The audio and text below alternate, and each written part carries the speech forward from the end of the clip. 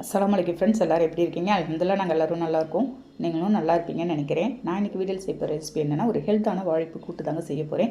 என்னோடய ஸ்டைலில் நல்ல கடலையெல்லாம் போட்டு செய்ய போகிறேன். நல்ல ஒரு சூப்பரான டேஸ்ட்டில் இருந்துச்சு. இப்போ வாங்க அதை எப்படி செய்யலாம்னு பார்க்கலாம்.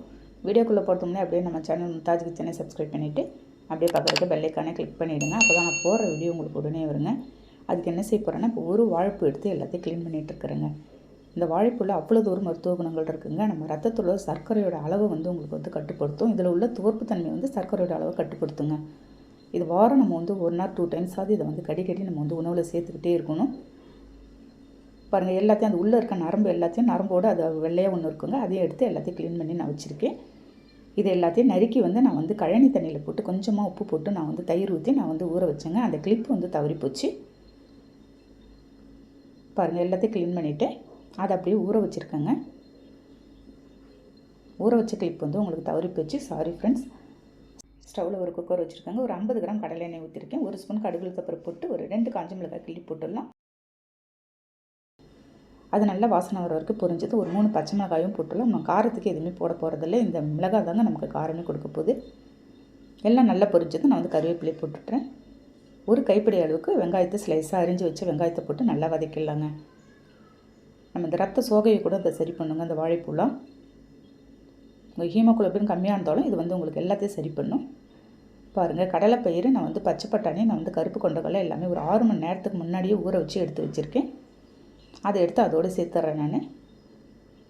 உங்களுக்கு நமக்கு வாழைப்பூவும் நல்ல ஒரு ஹெல்த்தான ரெசிபி. அதோடு சேர்த்து இந்த கடலையெல்லாம் சேர்த்து செய்யும்போது உங்களுக்கு ப்ரோட்டீனும் அதிகமாக கிடைக்குங்க.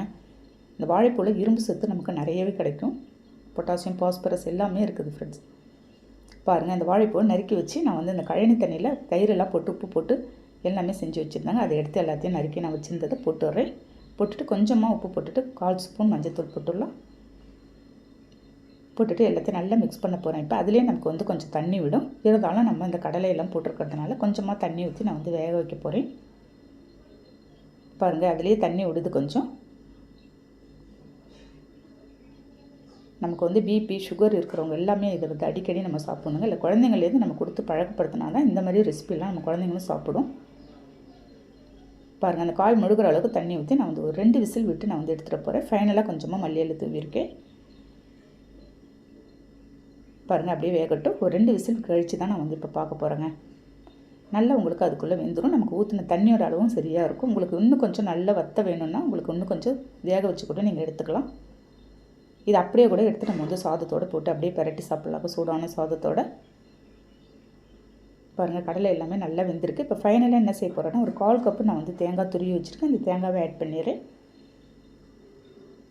தேங்காய் உங்களுக்கு தேவைன்னா போட்டுக்கலாம், இல்லாட்டி அதை ஸ்கிப் பண்ணிடலாங்க.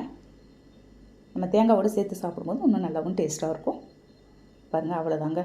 சூப்பரான ஒரு வாழைப்பு கூட்டு இன்றைக்கி கடலையெல்லாம் போட்டு அப்படியே செஞ்சுருக்கேன். அருமையான டேஸ்ட் இருந்துச்சு. அப்படியே எடுத்து எல்லாத்துலையும் ஒரு பவுலில் எடுத்து ட்ரான்ஸ்ஃபர் பண்ண போகிறேங்க. நான் இன்றைக்கி இதுக்கு ரசம்லாம் வச்சுருக்கேன். நம்ம வாழைப்பூவில் நான் ஏற்கனவே நிறைய ரெசிபி போட்டிருக்கேங்க. வாழைப்பூ வடையெல்லாம் கூட போட்டிருக்கேன். வேணால் செக் பண்ணிக்கோங்க, நம்ம சேனலில் இருக்குது. ஓகே ஃப்ரெண்ட்ஸ், நீங்களும் இந்த ஒரு ஹெல்த்தான ரெசிபியை ட்ரை பண்ணி பாருங்கள். ட்ரை பண்ணி பார்த்துட்டு எனக்கு கண்டிப்பாக கமெண்ட் பண்ணுங்கள்.